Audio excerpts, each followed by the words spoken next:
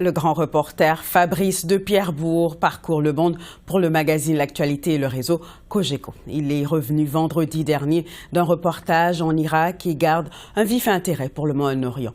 Liban, Jordanie, Israël, Irak, la région de Gaza, auquel s'ajoute l'Afghanistan.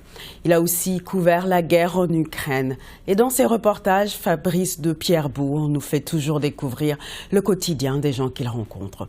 Fabrice de Pierrebourg est avec nous. Bonsoir Fabrice. Bonjour Méra. Parlons de Gaza. Vous avez séjourné dans cette région et aussi en Israël. Vous avez été dans la ville de Sderot, attaquée par le Hamas le 7 octobre dernier.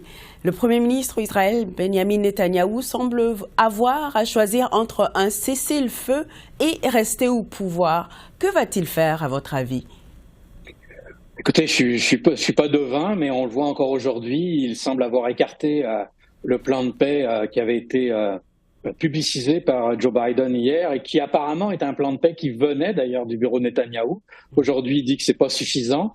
On a le sentiment que c'est comme une fuite en avant vraiment mortifère, apocalyptique, et que ce conflit-là ne finira jamais, et que malgré ce que dit Netanyahou, que sa priorité par exemple est de retrouver les otages, on voit encore aujourd'hui, on sait qu'il y a 4 otages dont la mort a été confirmée.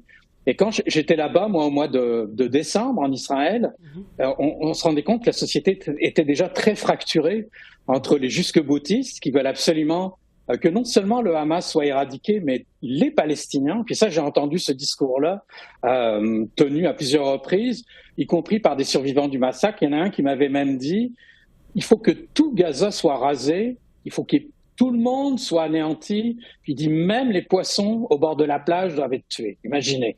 Et puis en face, il y avait encore une frange qui était, et on les voit, ils manifestent régulièrement à Tel Aviv, de progressistes, de pacifistes, qui considèrent que c'est un véritable gâchis et que le temps est venu de faire la paix et de repenser à la solution à 2 États. Et ça, j'ai surtout senti dans les kibbutz qui étaient le long de la frontière avec Gaza. Ces kibbutz, vous savez, ils ont été créés dans les années après-guerre, c'est avec un idéal très socialiste, très collectiviste. Et le kibbutz, paradoxalement, qui a été le plus frappé, c'est Be'eri. C'était le kibbutz qui est encore le plus à gauche à Gaza. Beaucoup d'habitants du kibbutz allaient régulièrement à Gaza, et puis depuis 2006, c'était impossible, mais ils s'occupaient par exemple de faire aller des Gazaouis dans les hôpitaux à Jérusalem, à Tel Aviv, donc ils étaient très enclins à trouver une solution de paix durable avec le peuple palestinien.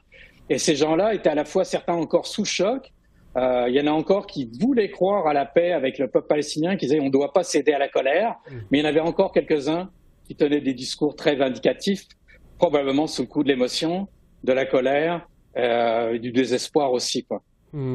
Lors de vos reportages, vous vous êtes appuyé sur le fixeur et traducteur Aïssar Nasrallah. Nasrallah vit à Gaza avec sa famille. Avez-vous des nouvelles récentes de lui et de sa famille? J'ai essayé d'en avoir encore ces derniers jours. Moi, ça faisait exactement 1 an que j'ai passé une semaine à Gaza, donc je connais très bien la situation là-bas.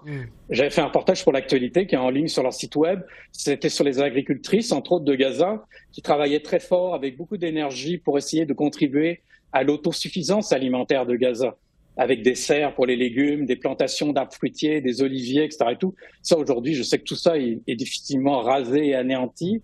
Et effectivement, et ça, on a besoin, nous les journalistes à l'étranger, de s'appuyer sur des collègues locaux qui nous aident à comprendre la situation, puis accessoirement qui font la traduction.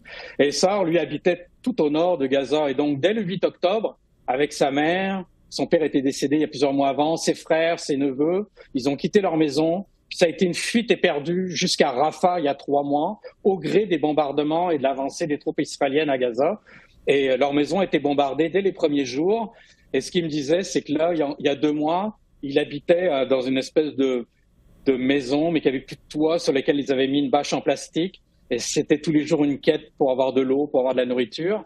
Mais les communications sont très difficiles, hein. Évidemment, il faut que le réseau cellulaire passe, qu'il puisse recharger son téléphone, ce qui n'est pas évident.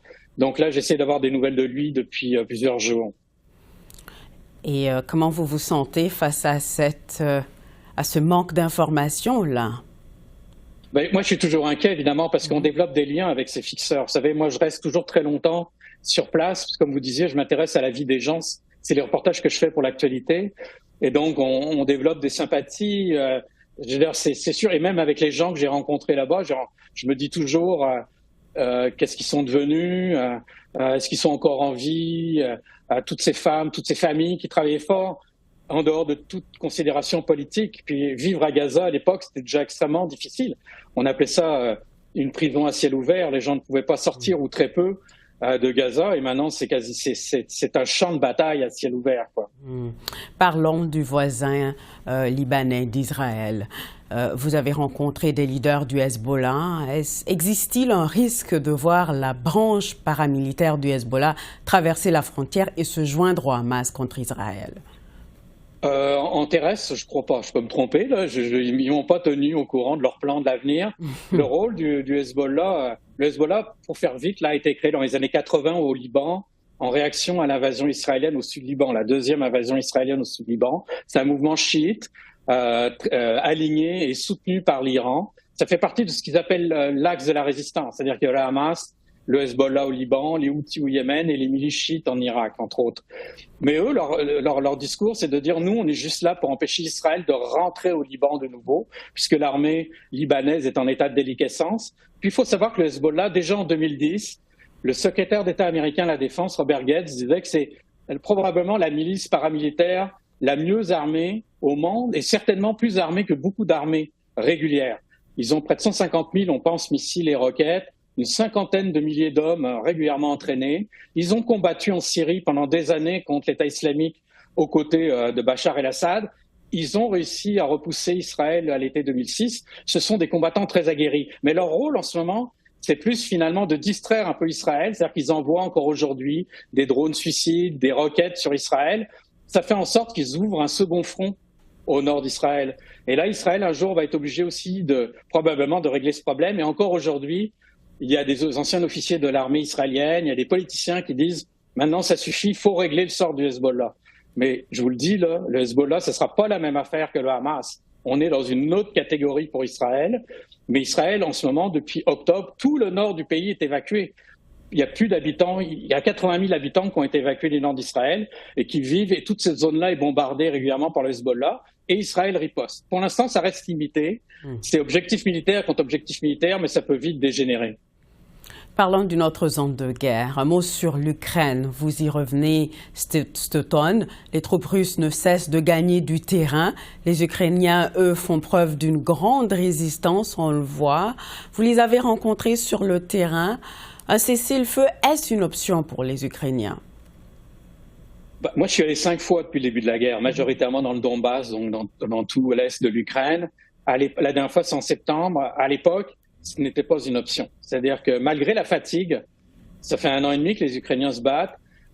Déjà, à l'époque, ils se plaignaient de ne plus avoir assez de munitions, puis ça a été crucial. Là, cet hiver, on voit que la Russie a réussi à reprendre un peu de terrain à cause de ça, mais la plupart des soldats restaient encore très motivés. Je veux dire, la plupart restent plusieurs mois au combat sans retourner chez eux.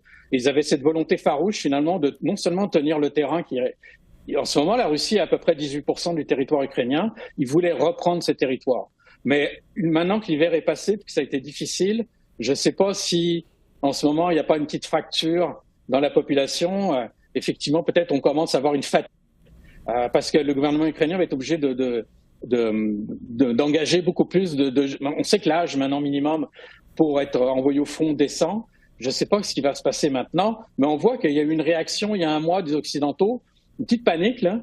Ils se sont mis à envoyer maintenant beaucoup plus de munitions. L'Ukraine a l'autorisation de tirer très loin sur le territoire russe. Ils attendent des avions F-16, ça va probablement changer la donne. Et puis cet été leur redonner peut-être meilleure morale, quoi.